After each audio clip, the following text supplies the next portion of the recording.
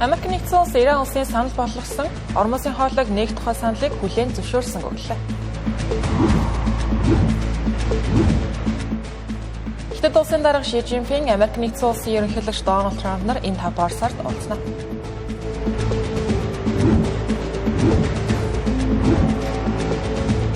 Орос улбаны улсын ялалтын баяраар Украинд түр гал зогсоож магадгүй.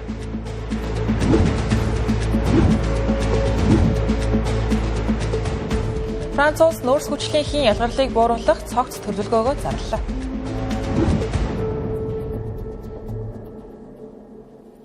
Арамдрын үзэгчтэй Тэнгэрлэзийн олон улсын гадаад мэдээ эхэлж байна. Анхаарлаа хандуулна.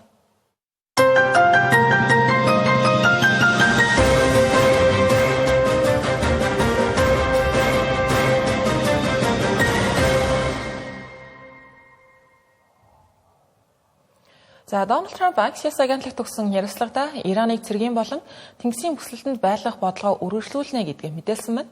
Түүнчлэн Иран Америк нэгдсэн улсын цөмийн хөтөлбөртэй холбоотой шаардлагуудыг хүлээн зөвшөөрөх хүртэл энэ байр суурь өөрчлөгдөхгүй гэсэн байна. Энэ хүү мэдээлэлтэй зэрэгцээд нефтийн үн эрчимтэй өсөж, Brent төрлийн нефтийн үн баррел нь $120 давсан байна. 2022 онд Украины дан ихснээс хойших хамгийн өндөр үзүүлэлт болж байгаа. Axios агентлагийн цааш мэдээлснээр Америк нэгдсэн улсын төв командлал Ираны эсрэг богино хугацааны хүчтэй олон давтамжтай зохилтуудыг хийх төлөвлөгөө боловсруулсан гэж байна. Энэ нөрөө Техраныг хэлэлцээрт буулт хийлгүүлэх зорилготой гэсэн байна. Түүнчлэн зохилтууд голчлон дэд бүтцийн объектуудыг орилж магадгүй байгаа юм. Төлөвлөгөөний өөр нэг хувилбарт Персийн болон дахь стратегийн чухал бүс болох Ормосын хоолойн тодорхой хэсгийг хяналтанд авч худалдааны тээвэрлэлийг дахин нээх боломжийг судалж байгаа гэсэн мэдээлэл. Үүний үрээд газраар дайралт хийж явган цэрэг ашиглаж магадгүй гэсэн таамаглал байна. Ираны талаас мөн хариу мэдээлэл хийхдээ Америк нэгдсэн улсын тэнгисийн бүслэлтийн төлөвлөгөө хизээж байгаагүй хатуу хариу арга хэмжээтэй тулгарна шүү гэж анхааруулад амжсан байна. Тэдний үзэж байгаагаар Ираны зэвсэг хүчин одоогоор дипломат замаар асуудлыг шийдвэрлэх орон зайд үлдээхийн тулд төвчээртэй хандаж байгаа ч гэлээ. Энэ төвчээр нь хязгаартай бүслэлт үргэлжилбэл хариу зохилт өгөх нь зайлшгүй зүйл байна гэж анхааруулсан байна. Ихэнх хэлэлцээрт гацаа үүсгээд байгаа Ираны цөмийн хөтөлбөрийн амбицийн тухай тодорхойлбол Ираны өндөр баяжуулсан ураны ихэнх хэсэг нь одоогоор Исфаханы цөмийн байгууламжид байгаа гэсэн ийм мэдээллийг нэгдсэн үндэсний байгууллагын цөмийн хяналтын байгууллага буюу олон улсын атом энерги агентлагаас мэдээлсэн байна. Израиль өнгөрсөн оны 6 дугаар сард 12 хоногийн дайныг эхлүүлэх үед Исфахан дахь шалгалтууд зогссон байдаг. Тухайн үеэр Америк нэгдсэн улс Ираны 3 цөмийн байгууламжийг бөмбөгцсөн. Иран одоогоор 60% цэвэршилт 440.9 кг уран хадгалж байгаа гэсэн мэдээлэл. Энэ нөрөө техникийн хувьд 90% цэвэршилтэй буюу зэвсгийн түвшинд хүрэхэд маш ойр хэмжээ. Ойролцоогоор 200 кг уран Исфаханы газар доор хонгилуудад хадгалагдаж байгаа гэж олон улсын атом энерги агентлагийн судлаачид тооцоолж байгаа юм. Хэрвээ Иран цөмийн зэвсэг үйлдвэрлэх шийдвэр гаргалаа гэхэд энэ хэмжээний нөөцөөр 10 хүртэлх цөмийн бөмбөг үйлдвэрлэх боломжтой байна. Дональд Трамп болон Ши Жинпинг нарын хооронд энэ 5 дугаар сард дээд хэмжээний уулзалт болох гэж байгаа. Үүний өмнө хоёр тал харилцаагаа докторжуулах сонирхолтой байгаа боловч Ираны дайнтай холбоотойгоор Хятад руу орчих Персийн болонгийн нефтийн урсгал гацаад байгаа нь энэхүү уулзалтыг үр дүнтэй байж чадах хэсгэд эргэлзэхэд хүргэж байна. Иран улсын нефтийн экспортын 90 орчим хувийг Хятад улс худалдан авдаг гэх тооцоолол бий. Мөн Хятад нь ойролцоогоор орондоос нийт нефтийнхээ ойролцоогоор 40% авдаг байна. Тиймээс Ираны дайны асуудал Хятадын ашиг сонирхлыг хөндөх нь гартаагүй.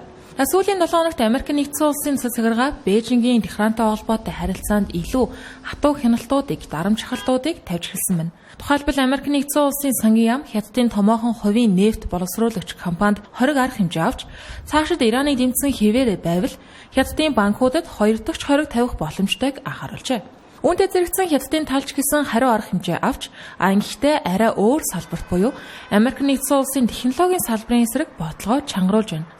Тухайлбал Хятад гадаад компаниуд нийлүүлэлтийн сүлжээгээ Хятадаас гаргах, эсвэл Америк нэгдсэн улсын экспортын хязгаарлалтыг дагаж мөрдөхийг хязгаарлах зорилготой шин зохицуултуудыг зарласан байна. Өөрөөр хэлбэл Хятадын хувьд дэвшилтэт технологийн салбарт Америк нэгдсэн улсын нөлөөг бууруулахыг зорж байгаа бол Америк нэгдсэн улсын хувьд Ираны нефтийн орлогыг хязгаарлах замаар Хятадд дарамт үзүүлэх стратеги баримталж байна. Энэхүү нэг талаас хоёр улсын харилцаа гаднаасаа доктортой мэд харагдаж болох ч гэлээ дотоод дарамт шахалт маш их хуримтлагдаж байгаа ба ямар ч үед огцом хагарал үүсэх эрсдэлтэй нөхцөл байдал үүсэт байгаа талаар шинжээчид анхааруулж байна.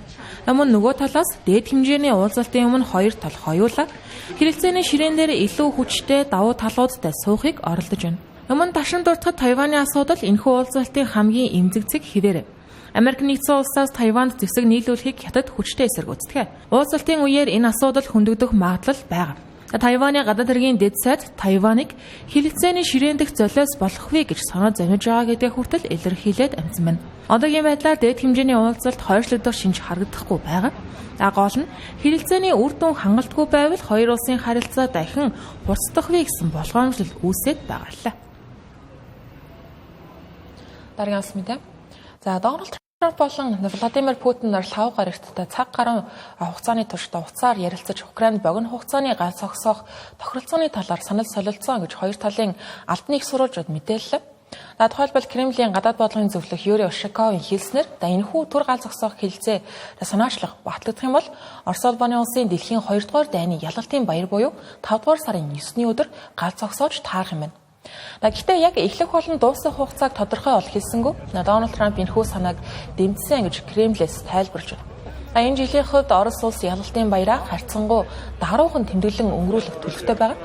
Өмнө нь олон жил дараалан Москвагийн Довлан талбайд хүнд техник, цэргийн парад өргөн сар хүрээтэй зохион байгуулагддаг байсан бол энэ удаад харьцангуй хязгаарлагдмал хэлбэртэй болж байна гэсэн мэдээлэл сурвалжууд өгсөн байна.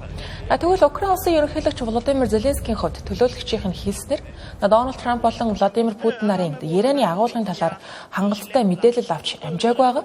Авсны дараа ямар нэг байдлаар галз зогсоох саналд байр суурь илэрхийлэх боломжтой болно гэсэн юм. Өмнө энэ сарын эхээр Орос Украин аль нь улаан өндөгний баярын үеэр түр галз зогсоох тохиролцоонд хүрсэн боловч хоёр тал бие биенээ олон удаагийн зөрчил гаргасан гэж харилцан буруутгаад дууссан байдаг. Дашин дуртахад Дональд Трамп, Владимир Путин нарын өнөөдрийн утасны ярианд ойролт орондын нөхцөл байдал, ялангуяа Ирантай холбоотой асуудал чухал байр суурь эзэлсэн гэж байна. Тухайлбал Владимир Путин Америк нэгдсэн улсын Ирантай хийж байгаа галз зогсоох хэлэлцээг сонгох шийдвэрийг дэмжиж байгаа бөгөөд хэрвээ Америк нэгдсэн улс болон Израиль цэргийн ажиллагааг дахин эхлүүлэх юм бол бүс нутаг төдийгүй дэлхийн нийтэд ноцтой сөрөг үр дагавар гарна гэж анхааруулсан байна. Мөн Ираны цөмийн хөтөлбөртэй холбоотой маргааныг шийдэх талаар хэд хэдэн санал дэвшүүлсэн гэж байна. Энэ Дональд Трамп дахин ерөнхийлөгч болсноос хойш хоёр удирдагчийн хооронд болж байгаа 12 дахь утсаар ирсэн тохиолдол болж байгаа юм.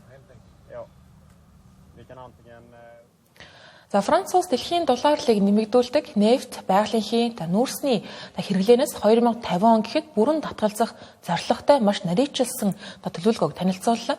Европын 2 дахь том эдийн засгийн улсын хувьд энэхүү үйл явдал маш чухал ач холбогдолтой байна. Түүнчлэн эрчим хүчний шилжилтийг салбар бүрээр нарийжлан төлөвлөсөн урт хугацааны системтэй ийм нарийн төлөвлөгөөг өөр гаргасан улс бараг байхгүй гэж салбарын үндэстэг юм байна.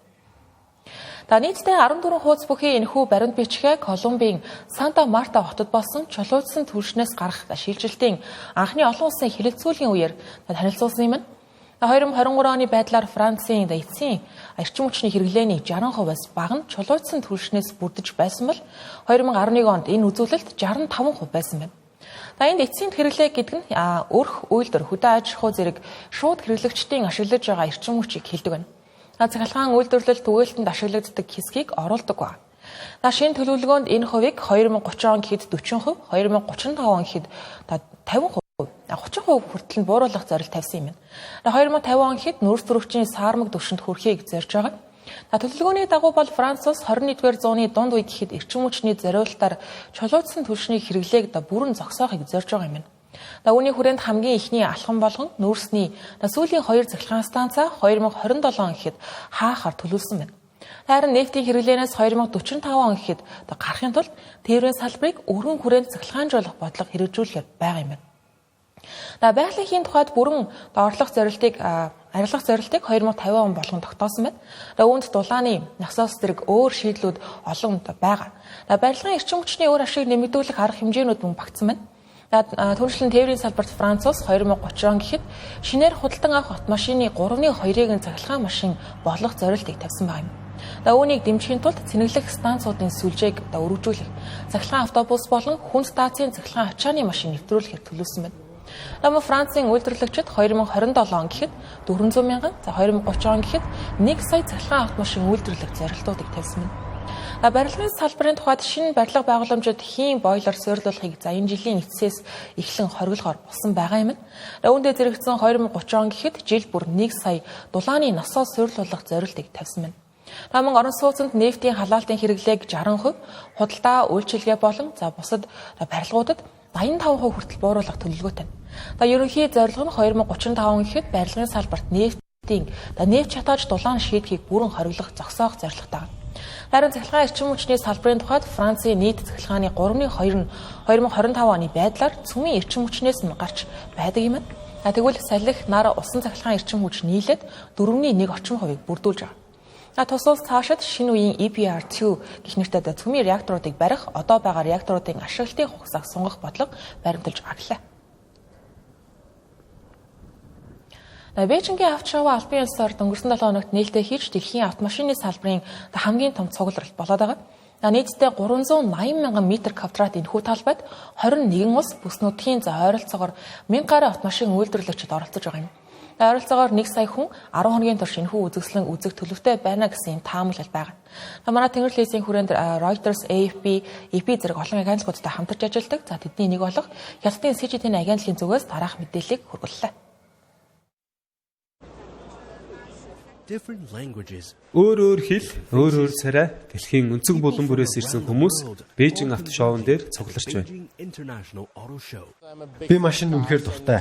Энэ бол дэлхийн хамгийн том авто шоу. Тиймээс заавал ирэх ёстой байсан. Энэ газар яг л автомашин дурлагчдын баяр наадам шиг санагдаж байна. Энд цугласан байгаа хүмүүсийг харалта. Анх удаа ирж байгаа хүмүүст нэг зөвлөгөө өгье. Power bank-а авч ирээрэй. Бас заавал бие дэвтэйхэн гутал өмсөөрэй. Оролцогчдын зарим нь маш холоос зорж ирж байгаа. Би Аргентин улсаас ирсэн. Манай улсад хятадын машинуудын зах зээлийн эзлэх хөв 2-3%-аас шивдээ 2 жилийн дотор 10% болж өссөн. Тиймээс энэ юу болж байгааг мэдэх нь миний хувьд маш чухал. Зарим нь хөдөлгүүрийн танил хүчтэй дуун дассан ч шинийг эрэлхийлэхээр ирсэн автомашины хорхоотнууд байна. Би хувьдаа бол дотоод шатлалтын хөдөлгүүртэй машинд их дассан. Үнэр нь таалагддаг, дуун таалагддаг, мэдрэмж нь ч гэсэн. Гэхдээ цахилгаан машинууд үнэхээр гоё юм аа. Энд танилцуулагдаж байгаа технологиудын тоо, шинэ ойлголтууд, шинэлэг салбарууд намайг үнэхээр гайхшруулж байна.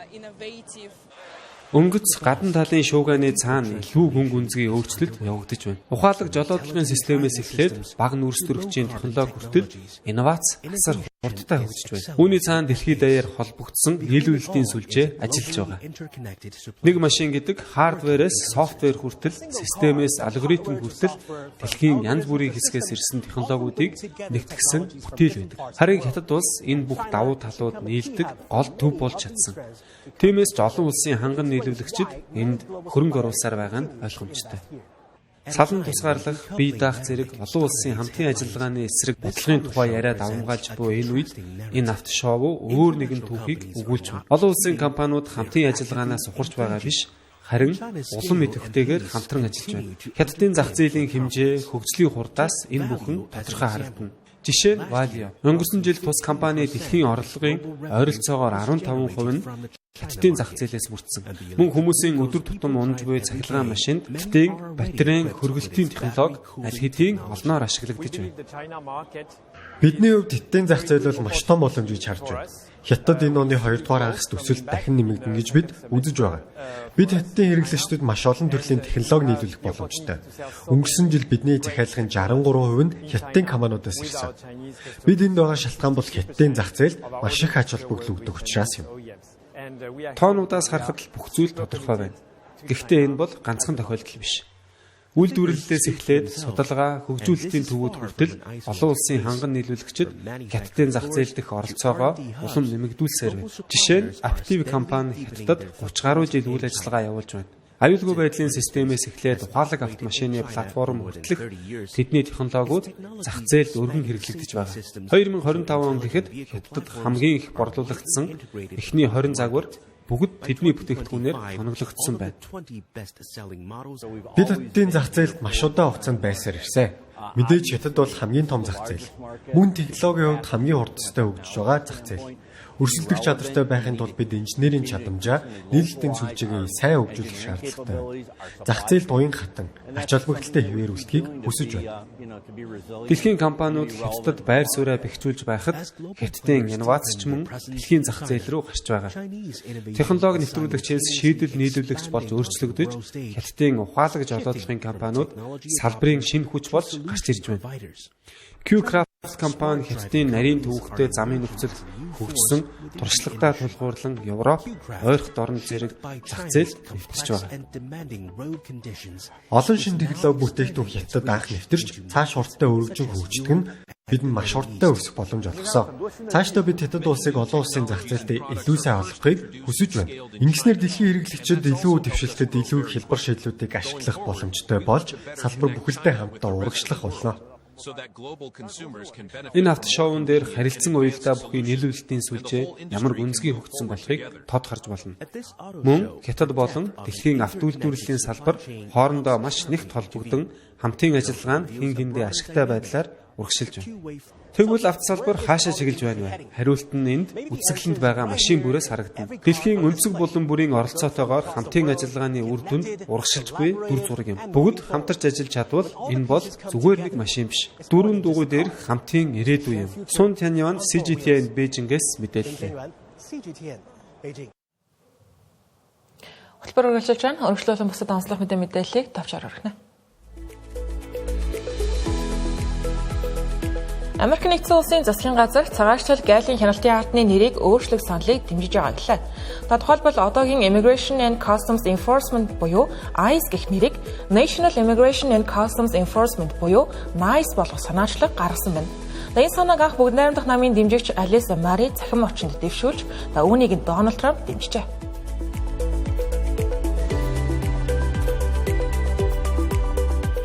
Мали улсын цэргийн удирдагч Асими Гойта, Орос улбаны улсын элчин сайд Игор Климкотой уулзлаа. Энэ нь босгогчдын халдлагын дараа олон нийтийн өмнө Асими Гойта анх удаа гарч ирсэн тохиолдол болж байна.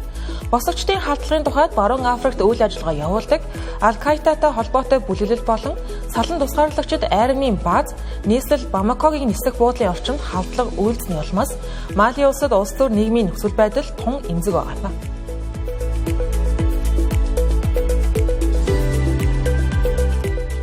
Alphabet, Amazon, Meta, Microsoft зэрэг томоохон технологийн компаниуд 2026 оны эхний улиралд хүлээлтээс давсан орлого тайлбарлаа. Харин OpenAI компани орлого болон хэрэглэгчийн өсөлт хүлээлтэнд хүрсэнгүй. Түүнчлэн Meta компани хувьцаат нэмэлтээр хиймэл оюуны хөрөнгө оруулалтын төлөвлөгөөгөө зарласны дараагаар буурсан байна. Энэ хөрөнгө оруулагчид хиймэл оюун ухаанд зарцуулж байгаа асар их зардал үр өгөөжтэй байж чадах хэсгэд эргэлзсэн хэвээрээ байгааг харуулсан хэрэг болж байна.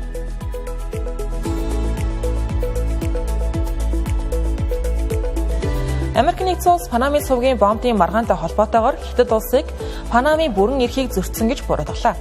Энэхүү маргаан нь Панамас сувгийн хоёр чухал бомбыг Хонконгод төвтэй компани охин компаниас нь буцаан авсантай холбоотой. Америк нэгдсэн улс Панамыг дэмжиж байгаа гэдгийг илэрхийлсэн бол Хятадын зүгээс Америк нэгдсэн улсыг хоёр нүүр гаргалаа хэмээн шүүмжилжээ.